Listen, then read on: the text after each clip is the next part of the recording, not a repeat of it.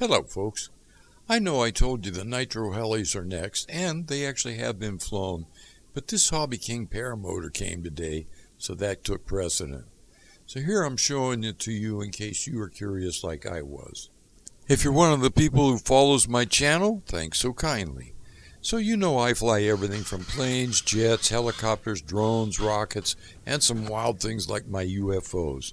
But being encouraged by a couple of friends who I have seen fly the version 1, I decided to give this one a try. Well, this is another aircraft that requires some thinking about what the controls do on the transmitter. So here you're seeing some of the assembly pictures I took. I downloaded a manual as it did not come with one. I think it was like 29 pages. So not knowing what was going to happen when I tried to fly it, I knew I had to learn right away on the first flight. I was a little apprehensive. You know, the kit is pretty strong and the body is quite heavy, so I'm going to make a few other comments as we go along. Now this thing has a very serious light bar that's supposed to light up the sail, but I think it needs some directional lights too, and I'm going to work on that if this flight goes good. As far as programming the radio goes, that was pretty easy, as I read the paragraph that said if I had a radio to program in elevons, that was the best way, and I would not have to do all the stuff they had in the manual. I did that with my NX8 and set up the servo travels like this. That worked really good, and it was pretty straightforward. So when it's set up, you move the stick here, the left side servo goes down, the other servo doesn't move. Same thing over here. You move it to the right, this servo stays still and doesn't move. Okay, when you pull back, they both should go down. And when you push forward, nothing should happen. Well, next is setting up the brake string. It's a bit thicker and must be marked to the exact size. I measured out 32 inches and marked it with the silver Sharpie. At that mark, the string gets a knot as shown on each servo arm. It's pretty easy. The worst part would be working at the factory tying all the other knots in this sail. Here we go. Well, this is a little bit out of my comfort zone, folks. And I've got some friends that have one of these. This is version 2.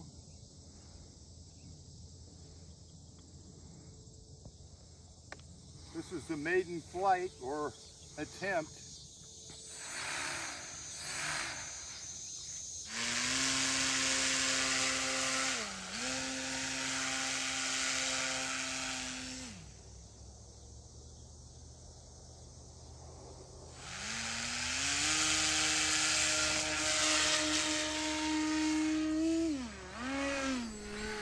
Now at this point, I was trying to figure out how to fly it.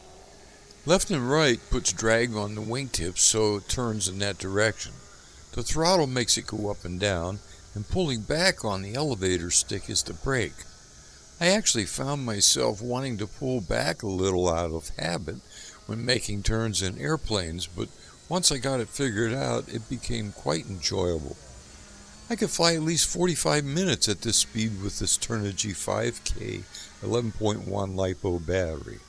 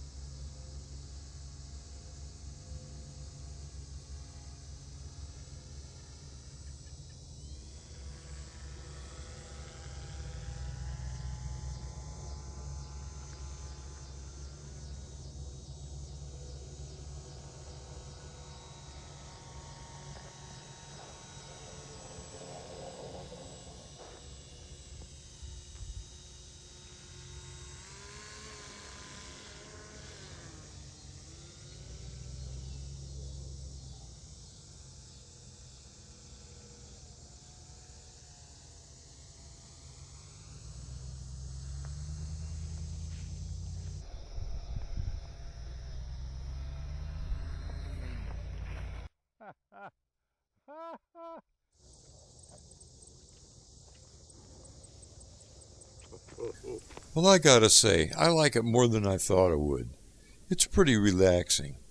I'm gonna do some stuff with some lights, so stay tuned for that. Here you can see what I did. I put left and right red and green lights on it, plus a pilot. Oh, that's pretty cool. Maiden flight. Woo! Thanks a lot for watching, everybody, and make sure to subscribe, please, because you won't believe what's coming next. This is Dave Herbert, the Night Flyer, signing off till the next episode.